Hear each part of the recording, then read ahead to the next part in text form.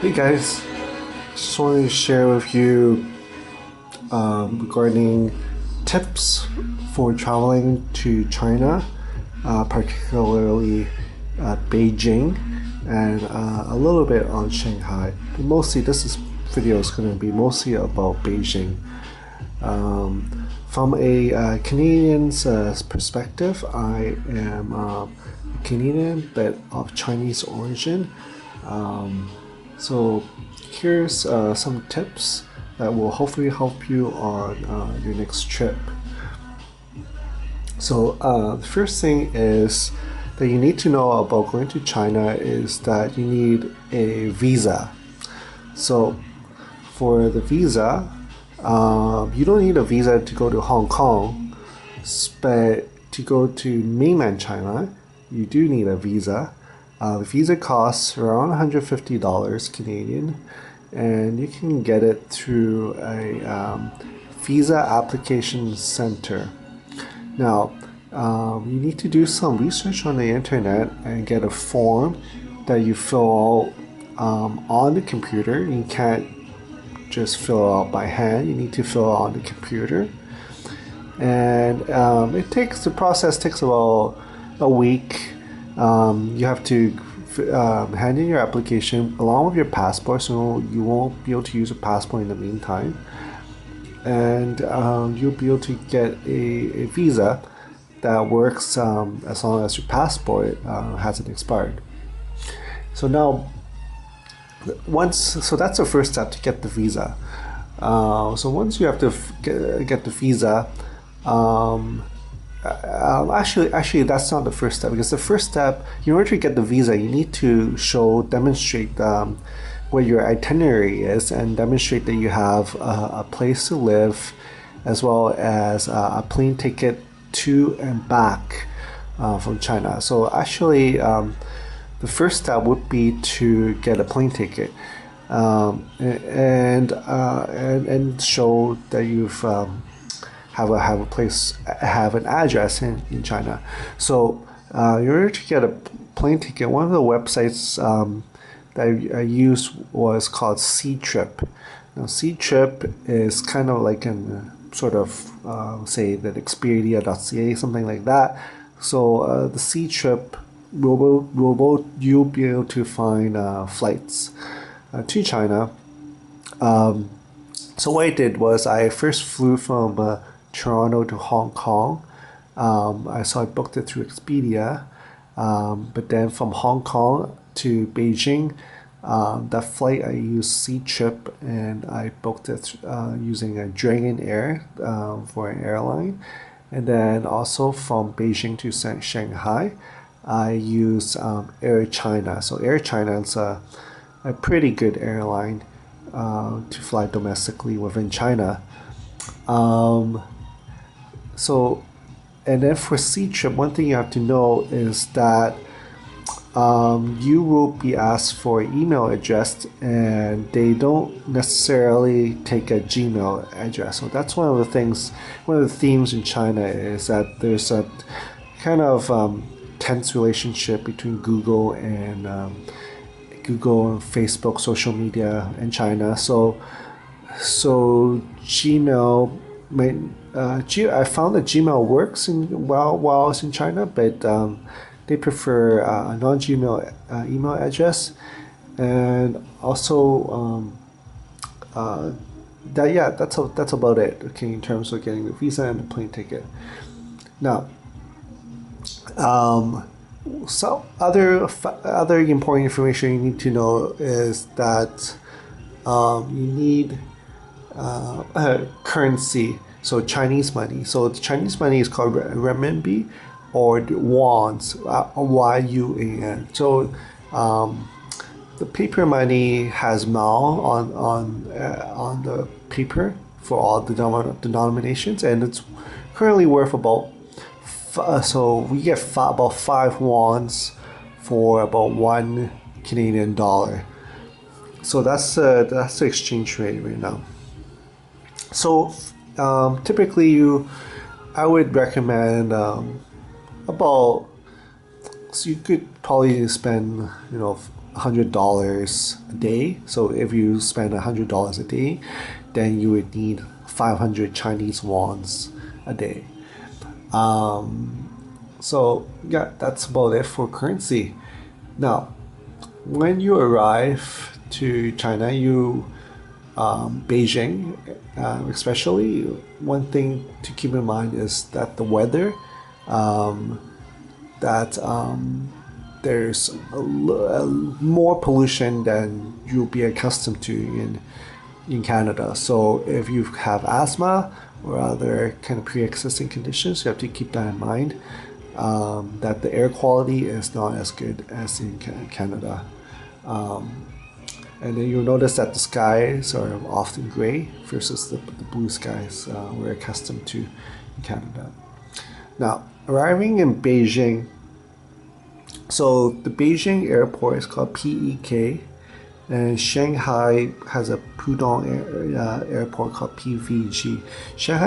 Beijing and Shanghai has a couple of different airports, but these are the main airports. Arriving in Beijing, what you're gonna do is take an first thing is you take what's called an airport express. So here's a map of Beijing, and the airport express the airport is around the northeast side of Beijing, and then this is the metro. So the town center will be basically Tiananmen Square and the Forbidden City, and then the airport express, you'll be arriving in Terminal 3, likely, if it's domestic, but there's also Terminal 2 and Terminal 1. So the Airport Express first goes from Terminal 3 to Terminal 2 and Terminal 1, and it costs, I think it wasn't too expensive, probably around $10, $5 or $10, so meaning about 25 yuan for a one-way ticket. And the first thing you notice is that most people you should pay in cash because your visa might not necessarily work in China. So that's another thing to keep in mind. You should have enough cash on you just in case your visa doesn't work. Visa meaning your credit card. And the other thing is that normally in North American cities, we're accustomed to having a transportation card that's reusable. But in Beijing, the machines, when I went, this is in fall 2015, the machines weren't working. They couldn't take any cash in the machine. So there's no kind of one reusable transportation card. So the tickets are pretty much all one-way tickets. So once you buy a one-way ticket to the airport, from the airport terminal, it goes from Terminal 3 to Terminal 2 and 1, and the next step is what's called here. This map will show you the next stop is pretty much in town. It's called Sanwon Chao. So Q is mostly pronounced as a C. So it's actually Sanwon Chao. That's a thing. Another thing in China is that rarely people who speak English. So you should kind of brush up, or at least watch a few YouTube videos on the Mandarin, basic Mandarin. In Mandarin, it's called Putonghua, and then there's kind of English translations of the Chinese characters, and this is called pinyin. So you can actually get by kind of pronunciation, reading the pinyin. But there's several tricks. For example, instead of cow, the Q is actually kind of like a C. So someone Q, someone instead of someone Q is kind of like someone chow. So that's kind of the first stop in town, and then the final stop is Dongximen. So this is once you get to either Sangwon Chao or Dongximen, then you can switch to a metro line. You can see here there's many metro lines. So you may actually end up switching a few times to get to your destination because Beijing works in sort of like rings. So you can see here, this is sort of like the first ring, and then a second ring, and third ring, and so on. So this is, for example, this is a third ring road. So it's kind of in concentric rings. That's how Beijing is laid out. So it's kind of hard sometimes to get from one place to the other, just because the metro systems, a lot of the times it's in rings. So you may end up having to switch back and forth a few times to get to where you want, but that's just the way it is. The metro system is very good. The subway system is very good. So you'll be able to. The signs are very clear, and so what you do is once you kind of get off the airport, express is if you want to get somewhere else within the subway system, you have to go to a counter and just say the destination that you want. For example, if you want to go to, say, Dongdan, just go to the counters and say Dongdan, and then the lady or the guy, the man in the counter will ask you to pay a few wons. So it could be, usually for a short trip, it's about 3 wons, but then for a longer trip, it could be 4. For an even longer trip, it would be 5. But so usually about 3, 4, or 5 wons for a subway ride, which is about $1 or less. So the subways are very convenient.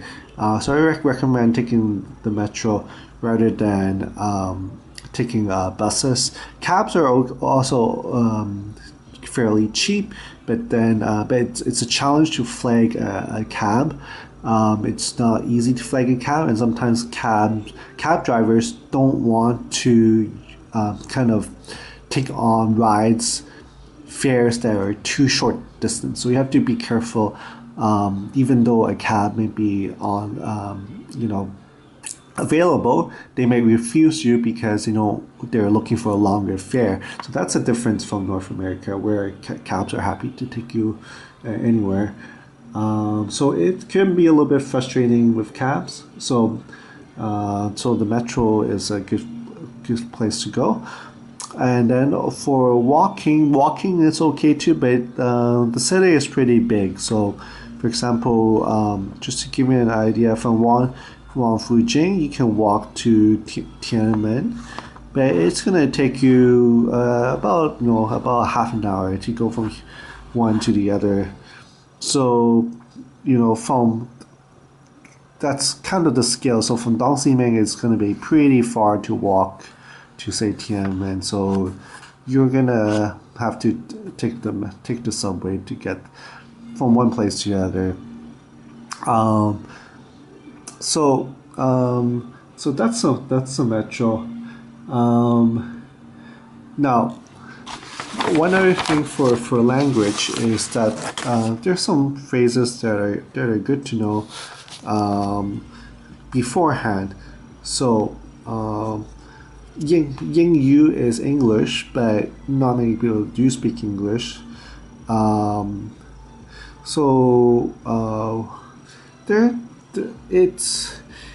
It's not that most easy place to go. Just because of the language issue, but as long as you kind of have this map, and then you can point to where you want to go, and sort of read the English pinyin, then you'll be okay. If you have kind of like an adventurous side and not afraid to kind of laugh at your mistakes, then you're gonna be all right, because the Beijing people are pretty friendly, I would say. You're gonna have a good time if you have kind of like an adventurous side. And also for the metro, another thing to keep in mind is that there's security checks in the metro, in the subway, but it's not a big deal. Basically, what you do is you just put your bag through a scanner and you pick it up, but rarely does it.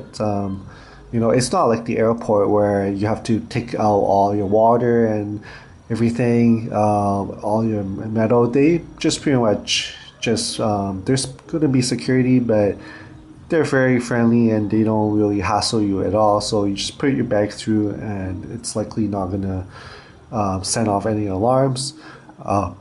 I did notice a couple of kind of Chinese nationals that were very confrontational against kind of the security. I'm not sure what was going on, but maybe they weren't used. Maybe they were out from the countryside and weren't accustomed to the security checks. But basically, just don't worry about the security checks too much. Just put your bag through, and you'll be fine. So that's kind of the logistics to Beijing, getting in. I'll be hopefully this video helps.